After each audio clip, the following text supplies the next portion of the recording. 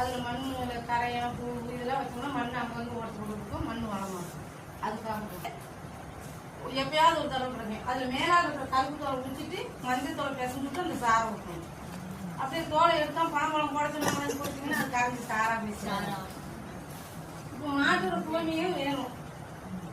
நாங்கள் வந்து நேரடியாக பிடிக்க முடிஞ்சா நீங்கள் பிடிச்சிக்கலாம். எல்லாரும் ஒரு மாடு வச்சுருந்தா பிடிச்சிக்கலாம், பிடிக்க முடிஞ்சா பிடிச்சிக்கலாம். பிடிக்க முடியல அப்படின்னா மாடு மண் கட்டுத்தொழில் கட்டியிருந்தோம்னா அங்கே மிதிச்சு புளியாக அந்த கோமியை தேங்கிருக்கோம். அந்த மண்ணை அள்ளிவிட்டு ஒரு கூட தண்ணி ஊற்றி அரைச்சி படிக்க கற்றுக்கிட்டீங்கன்னா கோமி சாணி. ஆனால் விவசாய நேரத்துக்கு சாணி கோமி கண்டிப்பாக தேவை. சந்தேகத்துக்கு சொல்லுங்க, கோமியம் பார்த்துக்கோங்க.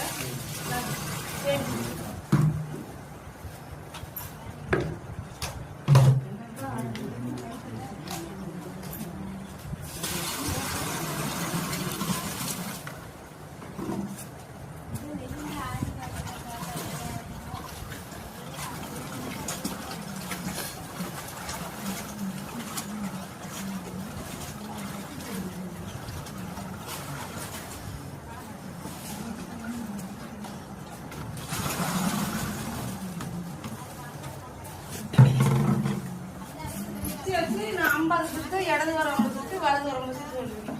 ஆனா 50 சுத்துதே வரணுங்கிறது இல்லை. அதோட மதிப்பு தன்மைக்காக 50 சுழி வந்தாலே போதும்.